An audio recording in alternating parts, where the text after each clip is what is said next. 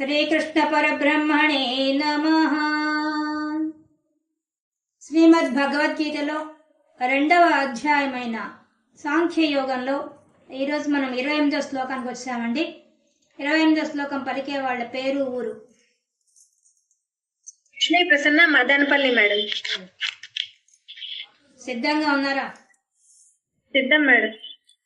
అవ్యక్తాదీని భూతాని అవ్యక్తాదీని భూతాని వ్యక్తమధ్యాని భారత వ్యక్తమధ్యాని భారత అవ్యక్త నిధనాన్యేవ అవ్యక్త నిధనాన్యేవ తత్ర కా పరిదేవనా తత్ర కా పరిదేవనా అవ్యక్తాదీని భూతాని అవ్యక్తాదీని భూతాని వ్యక్తమధ్యాని భారత వ్యక్తమధ్యాని భారత అవ్యక్త నిధనాన్యేవ అవ్యక్త నిధనాన్యేవ తత్ర కా పరిదేవనా తత్ర కా పరిదేవనా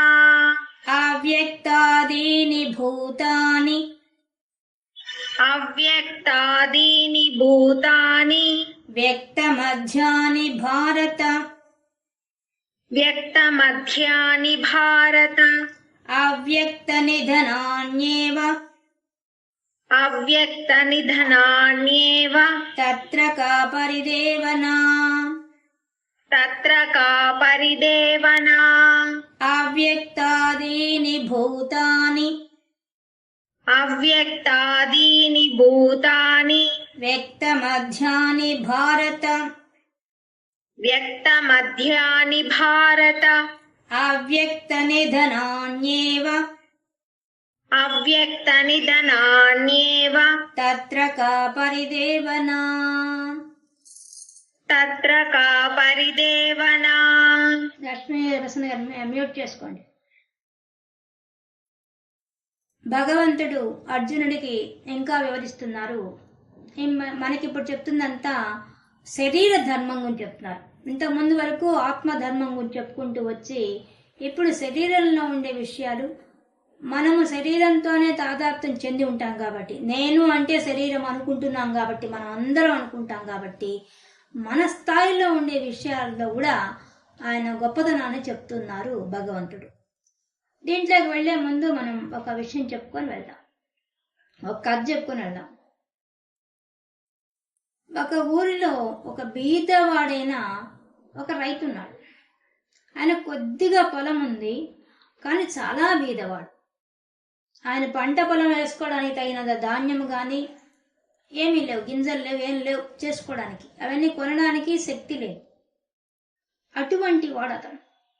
అటువంటి ఆయన ఒక అందరు ఇళ్ళకి పోయి ఇంకా పని చేస్తున్నాడు. ఇంకేం చేస్తాడు మరి, ఎట్టోటి జీవితం గడవాలి కదా, బీదవాడు కాబట్టి అందరి ఇళ్ళలో ఎవరు ఏ పని చెప్తే ఆ పని చేసుకుంటూ గడుపుతున్నాడు. నిజానికి ఆయనకు పొలం ఉంది, చేసుకునే అంత శక్తి సామర్థ్యాలు లేవు. అందువల్ల అతనికి యుక్త వయసు వచ్చేసింది, కానీ ఎవరు పిల్లనివ్వడానికి ముందుకు రావడం లేదు, పైన ధనం లేదు. ఇట్లాంటి పరిస్థితిలో ఉన్నాడు అతని జీవితం అది. అటువంటి ఆయన ఒకరోజు ఒక షావుకారు దగ్గరికి పోయి పనిచేశాడు. బాగా బస్తాలన్నీ మోసిపెట్టాడు. ఆ షావుకారు చాలా సంతోషించాడు. చాలా బాగా పనిచేసావు నాయన అని చెప్పి. ఆయనకు తెలుసు ఇతని యొక్క పరిస్థితి అందు, అంటే పంటలు పండించుకోవడానికి ధాన్యం కొనుక్కోలేని స్థితిలో ఉన్నాడనే విషయం తెలుసుకొని, ఇతనికి ఒంట్లో శక్తి ఉంది, పంటలు పండించగలడు అనే నమ్మకంతో అతనికి ఆ ధాన్యము గింజల్ని ఒక మూట ఇస్తాడు.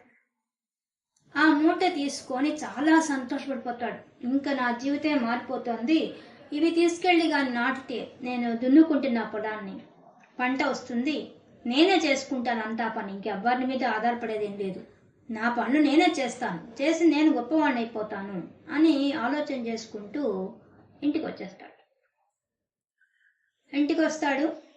తర్వాత ఏమవుతుందంటే, ఆయన ఆ ధాన్యంతో బాగా తన పంట పొలాల్లో వేసుకొని సాగు చేస్తాడు. బాగా పంట చేతికి వస్తుంది. ధాన్యం దిగుబడి బాగా అవుతుంది, దాన్ని అమ్ముకుంటాడు, గొప్ప ధనవంతుడైపోతాడు. చూస్తూ ఉండగానే అంచెలంచెలుగా ఎదిగి ఎదిగి గొప్ప ధనవంతుడైపోతాడు. అప్పుడు దాకా ఆయనకు పిల్లనివ్వము అని చెప్పిన వాళ్ళంతా కూడా వాళ్ళ మేనమామ అయితేనేమి వాళ్ళ మేనత్త అయితేమి వాళ్ళ పిల్లకాయలు మేము ఇస్తామని చెప్పి వచ్చేస్తారు. అప్పుడు వచ్చేసరికి అతను, నేను అప్పుడంతా డబ్బు లేనప్పుడు నన్ను మనిషిగా కూడా చూడలేదు, మీ ఇంటికి కూడా నన్ను అడుగు పెట్టనివ్వలేదు, ఇప్పుడు వచ్చి నాకు పిల్లని ఇస్తాను మాట్లాడతారా మీరు అని చెప్పి మాట్లాడతాడు.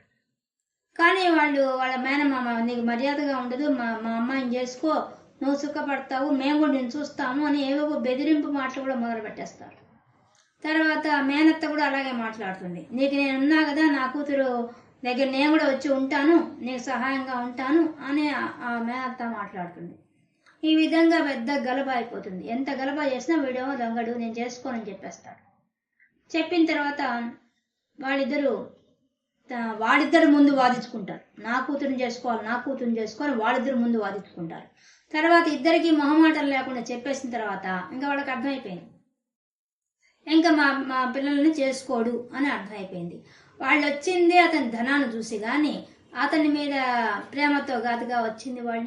వాళ్ళు ఏం చేస్తారు, ఆ రాత్రిపూట ఆయన నిద్రపోతుంటే ఆయన ఇంట్లో జ్వరబడి ఆయన సొమ్మంతా ఇద్దరు దోచుకుంటారు. బాగా దోచుకుంటూ పరిగిస్తూ ఉన్నప్పుడు ఇతను లేచి వాళ్ళ వెంట పడతాడు, చూస్తాడు తన సొమ్మంతా దోచుకోపోవడానికి. వెంటనే అతడు వెంటపడి పట్టుకోవడానికి కోసంగా వెళ్తాడు. వెళ్ళేసరికి వాళ్ళు పరిగిస్తుంటారు, వెనక నుంచి అతను కేకలు పెడుతున్నారు, డబ్బంతా తీసుకెళ్ళిపోవద్దు, నేను దాని మీదే కదా నేను జీవించాలా, ఇప్పుడు కష్టపడి సంపాదించుకున్నాను, అది ఇది అంటూ ఉంటాడు, పెద్దగా అరుస్తూ ఉంటాడు. వాళ్ళ పాటికి వాళ్ళు పరిగెత్తిపోతుంటారు. ఇతడు వెంట పడతాడు. అంతే, కళ్ళు తెరుస్తాడు. కళ్ళు తెరిచేసరికి అదంతా కళ. షావుకారు దగ్గరికి పోవడం, ధాన్యం తెచ్చుకోవడం అక్కడ దాకా జరిగింది. కానీ అక్కడి నుంచి అతడు ఊహాలోకంలోకి వెళ్ళిపోయాడు. ఆ ఊహాలోకంలో ఎంత సృష్టించేశాడంటే తన పొలం పండించడం, దిగుబడి జరగడం అంతా ఊహించేశాడు. కళ్ళు ఎక్కడి దాకా వెళ్ళిపోయింది, అతడు పెద్దగా కేకలు పెడుతున్నాడు. వాళ్ళ అత్త మామ అంతా దోచుకోపోతున్నట్టుగా కేకలు పెడుతూ ఊహాలోకం నుంచి బయటకు వచ్చాడు. వచ్చేసరికి ఒక్కసారిగా బెత్తరపోయాడు. తను ఎక్కడున్నాడో అక్కడే కూర్చో ఉన్నాడు. తన ధాన్యం కూడా తన పక్కనే కూర్చోవని తను కూర్చో ఉన్నాడు. అంటే అంత ఇదిగా ఊహించేశాడు ఆ మనిషి. కలగన్నాడు, పగటి కళ. ఆ పగటి కళ అదేం వాస్తవం కాదు, కానీ వాస్తవ జీవితం అన్నంతగా అతడు లీనమైపోయాడు దాంట్లో. అయిపోయి పెద్దగా అరుస్తున్నాడు కూడా, వాళ్ళు వెంట పడుతున్నట్టుగా కూడా అరుస్తున్నాడు పెద్దగా. అంటే ఆ ఊహాలోకం ఎంత గొప్పగా సృష్టించబడిన చూడండి. ఇలాగే మన జీవితం కూడా ఉంటుంది. దీనికి సంబంధించిన ఈ శ్లోకం ఇది ఇప్పుడు చెప్తుంది, భగవంతుడు చెప్తున్న శ్లోకం అదే. అవ్యక్తాదీని భూతాని జీవులందరూ కూడా అవ్యక్తాదీని, పుట్టక ముందు వాళ్ళెవరో అవ్యక్తంగా ఉంటారు, కనిపించరు. అంతే కదా, మనకు ఒక బిడ్డ పుడుతున్నారు అనుకోండి, పుట్టక ముందు ఎక్కడున్నాడో ఆ బిడ్డ మనకు తెలియదు. పుట్టడమే కాదు, అసలు మన గర్భం ధరించేంత కూడా ఆ బిడ్డ రూపంలో ఎక్కడున్నాడో మనకు తెలియదు. మనం చూస్తున్నామా కంటితో, మనం చూడడం లేదు. కానీ వాళ్ళు ఎక్కడో ఉన్నారు.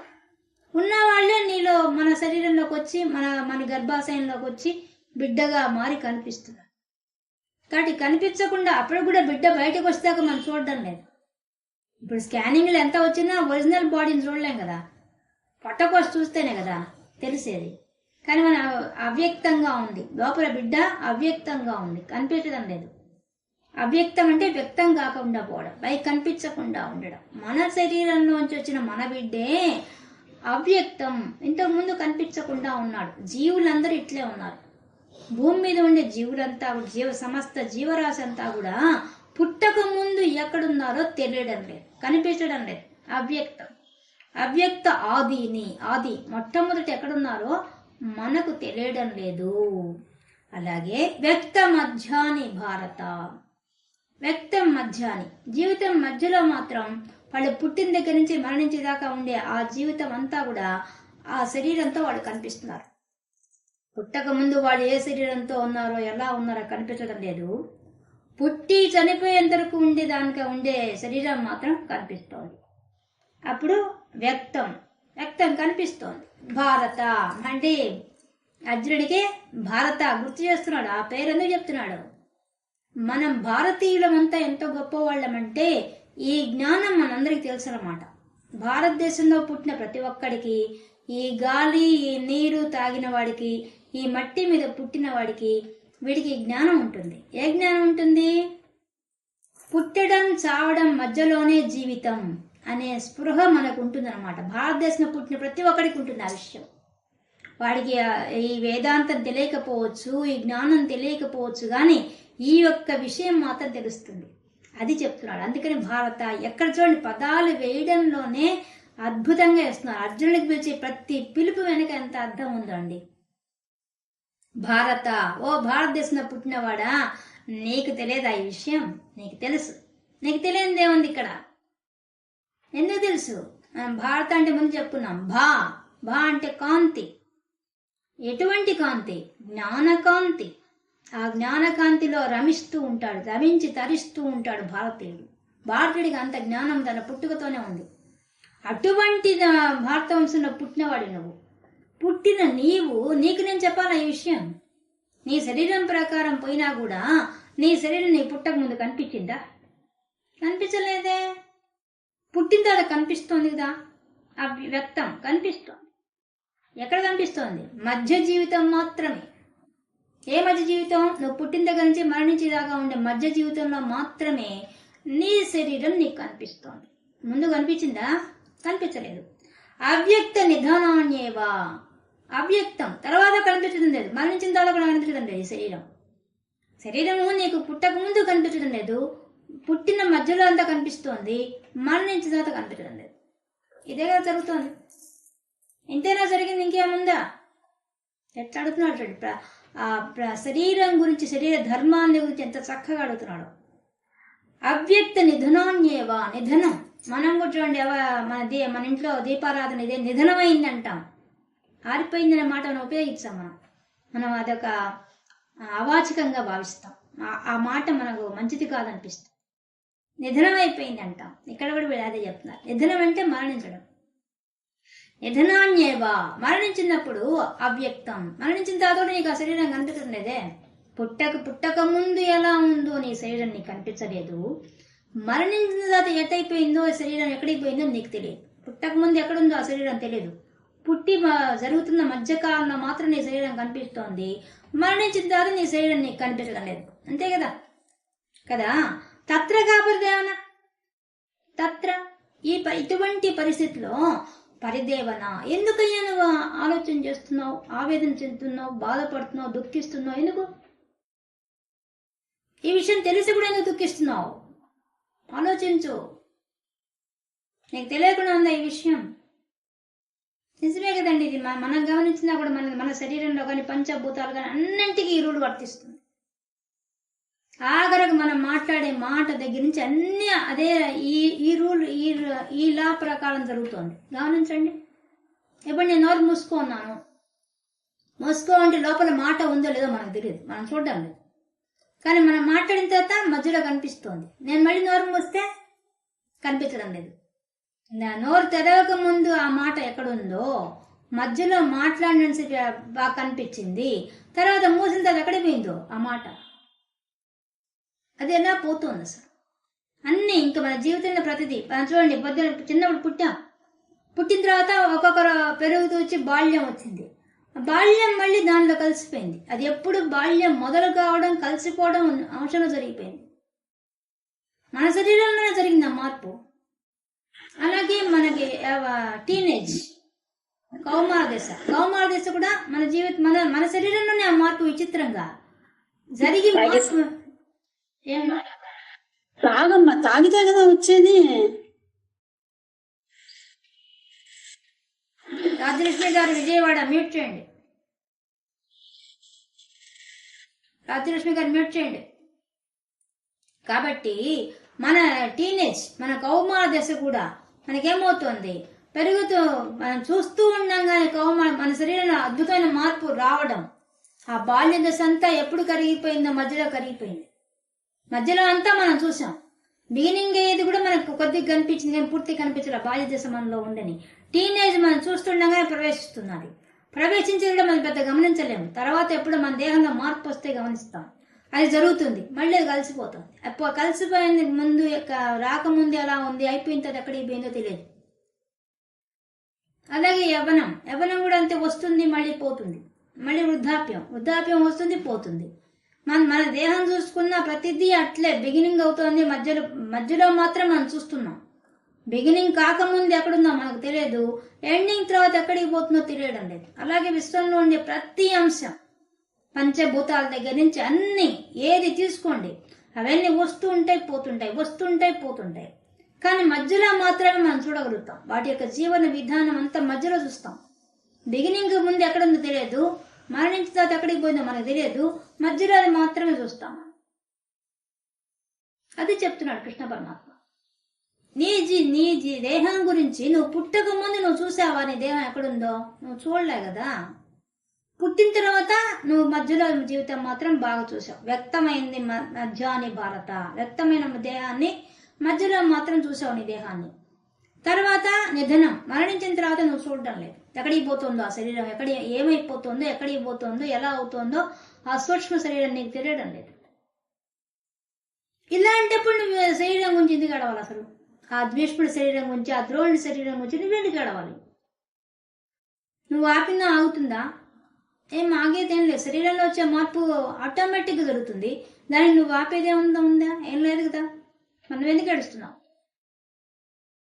నువ్వు ఆత్మ ప్రకారం పైన ఇలా వస్తుంది, నీ శరీరం ప్రకారం పైన ఇలా వస్తుంది. నువ్వు శరీరం కాదు, నేను ఆత్మను నమ్మనని నువ్వు అనుకున్నా, నీ శరీర ధర్మాన్ని చూద్దాం, ఆ ప్రకారం చూసినా ఇట్లా ఉందిదా అని చెప్తున్నాడు. ఎంత గొప్పగా ఆలోచిస్తున్నాడు, ఎంత బాగా చెప్తున్నాడు. మనకొచ్చే కళ చూడండి. అసలు నిద్ర కూడా, మనకు నిద్ర ఎలా వస్తుందో, ఎప్పుడు పడుకుంటున్నామో, ఎప్పుడు నిద్రలో జారిపోతున్నామో, నిద్ర పోకముందు మామూలుగా ఉన్నాం మనం. అసలు నిద్ర అంటూ ఒకటి వస్తుందో కూడా మాకు తెలియదు.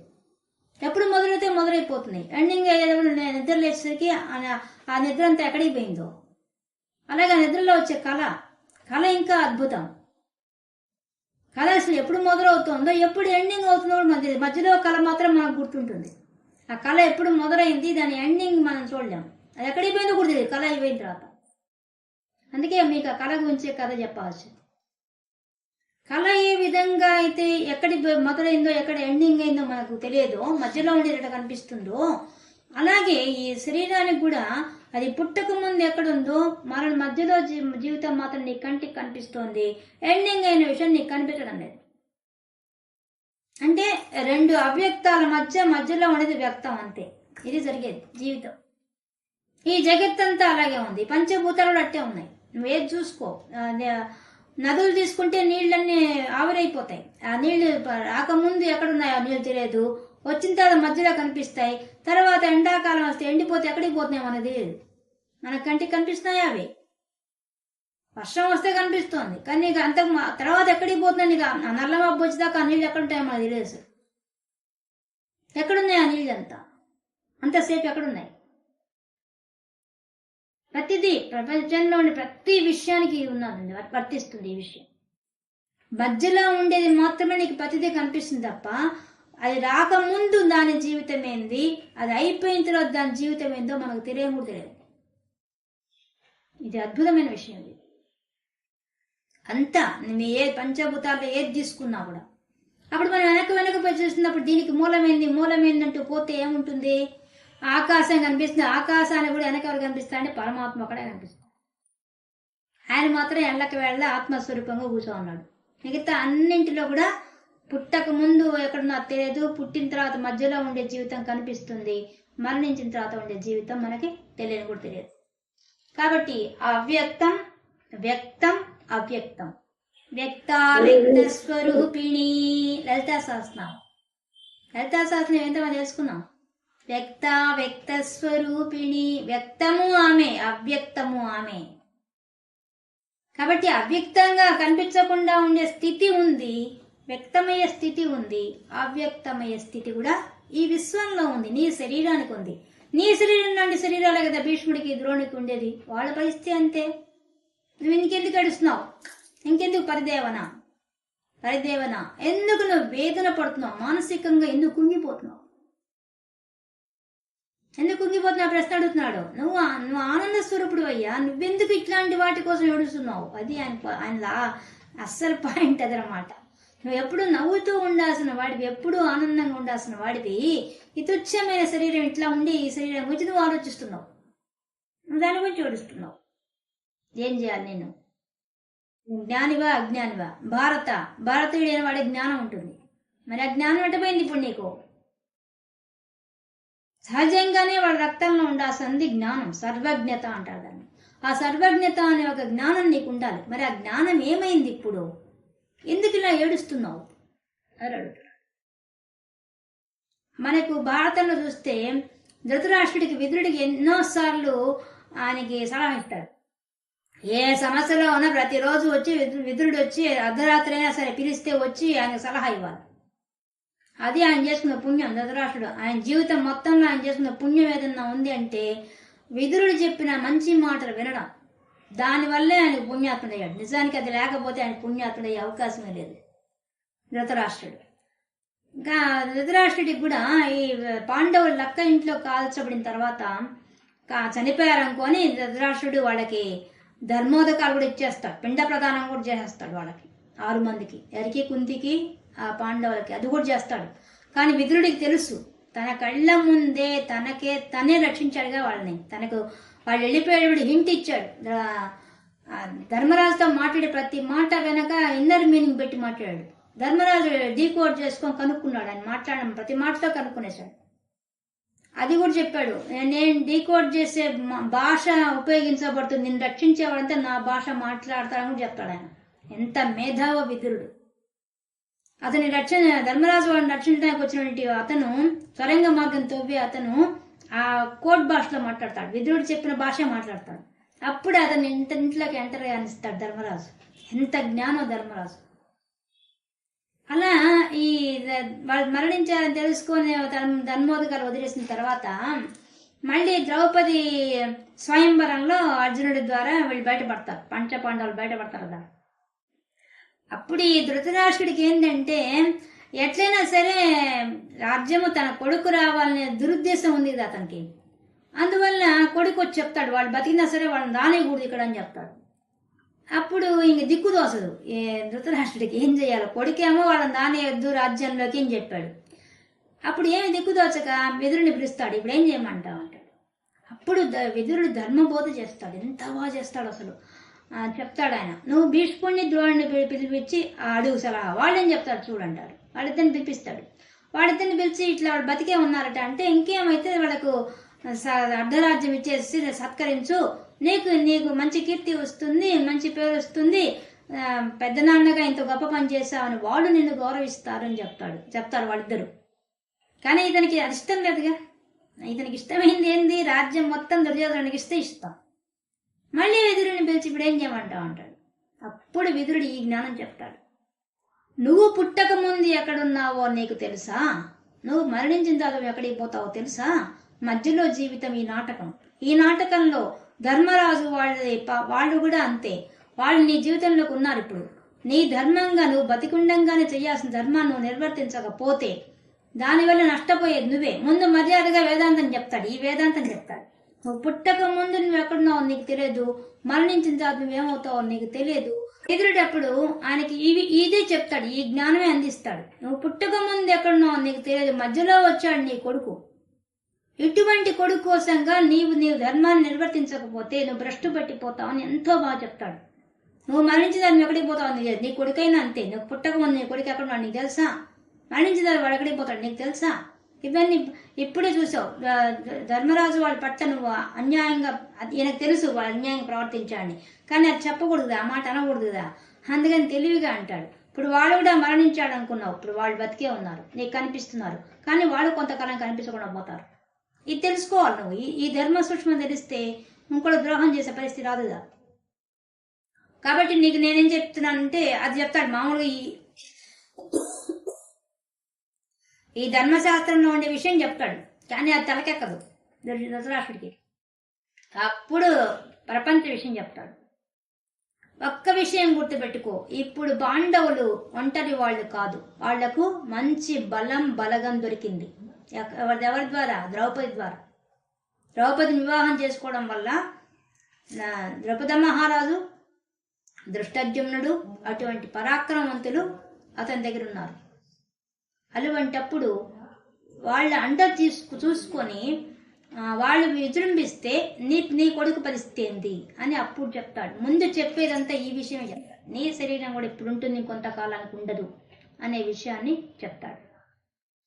అలాగా అంటే ఎంత జ్ఞానబోధ చేసినా మనం ప్రపంచ విషయాల్లో ఉన్నప్పుడు ఇది స్పృహకు రాదు. ఇప్పుడు ఈ విషయం తెలిసింది అనుకోండి, మనకు కూడా ఈ విషయం తెలిసిపోయింది. మనం పుట్టక ముందని ఎక్కడున్నామో తెలియదు, మరణించిన తర్వాత ఎక్కడికి పోతామో తెలియదు, మధ్య జీవితం మంది అని మనకు తెలిసినప్పుడు ఇప్పుడు మనం కూడా లాజిక్గా ఆలోచించుకుంటే మన జీవితంలో కూడా చూడండి, మనం పుట్టేసరికి కొంత సైన్యం సిద్ధంగా ఉంటారు. ఏది? అమ్మ, అమ్మమ్మ, నాయనమ్మ, నానమ్మ, తాత, వీళ్ళందరూ బంధువులంతా ఉంటారు. మేనమామలు, మేనత్తలు, ఎక్కడి నుంచి అందరూ ఉంటారు. కొంచెం వయసు పెరిగే కొద్దీ అందరూ ఒక్కొక్కళ్ళు అమ్మమ్మలు పోతారు, మా నానమ్మలు పోతారు, తాతలు పోతారు, అందరు సైన్యం పోతుంది, కొత్త సైన్యం స్టార్ట్ అవుతుంది. స్కూల్కి పోతే కొత్త సైన్యం స్టార్ట్ అవుతుంది. అంటే వస్తున్న వాళ్ళు వెళ్ళిపోతున్నారు, తగ్గిపోతున్నారు, మళ్ళీ కొత్త సైన్యం వస్తుంటుంది. మళ్ళీ పెరిగే కొద్దీ టీనేజ్ రాగానే ఇంకో కొత్త సైన్యం వస్తారు. ఈ మధ్యలో బాల్యంలో ఉన్న వాళ్ళంతా వెళ్ళిపోతారు. మళ్ళీ టీనేజ్ అయిపోగానే అక్కడ ఉన్న సైన్యం అంతా వెళ్ళిపోతారు. మళ్ళీ కాలేజీ పోతే కొత్త సైన్యం వస్తుంది, ఈ పాత సైన్యం అంతా వెళ్ళిపోతారు. మళ్ళీ కాలేజీకి వచ్చిన తర్వాత కాలేజీలో కొత్త సైన్యం వచ్చి వాళ్ళు వెళ్ళిపోతారు. మనకు ఉద్యోగం కొత్త సైన్యం వస్తుంది, వాళ్ళు వెళ్ళిపోతారు. ఇంకా అక్కడి నుంచి మళ్ళీ పోయి ఎదిగే కొద్దీ పోను మనకి జనమాంకానికి వచ్చేసరికి ఎవరుంటారు చెప్పలేము. అసలు మనతో పాటు అసలు మనం పుట్టినప్పటి నుంచి ఉన్న వాళ్ళంతా ఒక్కరు ఉండరు, అందరూ వెళ్ళిపోయి ఉంటారు విచిత్రంగా మన జీవితంలో. అలాగే మన భర్త, పిల్లలు అందరూ మధ్యలో వస్తారు, మధ్యలో కనిపిస్తుంటారు. ఇది నాటకం మనకు తెలుస్తూనే ఉంటుంది. ఎంత తెలిసినా మనకి అది నాటకం అనిపించదు. ఎంత చెప్పినా కూడా మనకి అది సహజంగా మన జీవితంలో విషయమే అన్నట్టుగా మనం భావిస్తూ దుఃఖిస్తూ ఉంటాం. అది మనం చేసే పని. అందుకు ఈయన మనకు సంబంధించిన విషయం చెప్తున్నాడు. ఇప్పుడు నీవు కూడా నీ దేహ సంబంధంతో ఉన్న వాళ్ళ కోసం పరితపిస్తున్నావు. నీ దేహమే పుట్టక ముందు ఎక్కడుందో తెలియదు, మరణించిన తర్వాత ఎక్కడికి పోతుందో తెలియదు, వాళ్ళ దేహాలు కూడా పుట్టక ముందు ఎక్కడున్నా తెలియదు, మరణించిన తర్వాత ఎక్కడికి పోతే తెలియదు. మధ్యలో కనిపిస్తున్న నాటకమే ఈ దేహం అంతా, దేహంతో ఉండే నాటకం అంతా కూడా. అటువంటప్పుడు ఎందుకు దుఃఖిస్తున్నావు అని ప్రశ్న వేస్తున్నాడు కృష్ణ పరమాత్మ అర్జునుడిని. ఇది మనకు సూటి ప్రశ్న. మనం చూడండి, మనం కూడా పెళ్లి కాక ముందంతా భర్త ఎవరో మనకు తెలియదు. పెళ్ళై వస్తాం, దేహంతోనే అతనితో అనుబంధం వస్తుంది. దేహ అనుబంధం వచ్చిన దాని నుంచే ప్రేమ పెరుగుతుంది. అంతకుముందు అంత ప్రేమ ఉండదు. ఇంకా అక్కడి నుంచి అది మిగతా ప్రేమలంతా పక్కకు పోయి ఆ ప్రేమ ఒక్కటే హైలైట్ అయిపోతుంది మన లైఫ్లో. పోనీ హైలైట్ అయింది కదా అని చెప్పేసి ఏమన్నా బాగా ఒద్దిగా కలిసిమెలిసి ఉంటారా? ఏం ఉండదు. వాళ్ళ అభిప్రాయాలు వీళ్ళకి నచ్చవు, వీళ్ళ అభిప్రాయాలు వాళ్ళకి నచ్చవు. పొద్దున్నే చేదోడు అనుకుంటుంటారు. వాళ్ళని వీళ్ళని ఇన్సల్ట్ చేయడం, వీళ్ళు వాళ్ళని ఇన్సల్ట్ చేయడం, ఇదే జీవితం. ఏదో ఒక దాంట్లో గిట్టదు, దాంతో మాట్లాడుకుంటుంటారు. ఎంత విచిత్రమైన విషయం ఇది. పోనీ భర్త నుంచే వచ్చిన వాళ్ళేగా అత్త వాళ్ళని గౌరవిస్తామా? ఎంతవరకంటే అంతవరకే. మన అమ్మ నాన్న ప్రేమించలేము.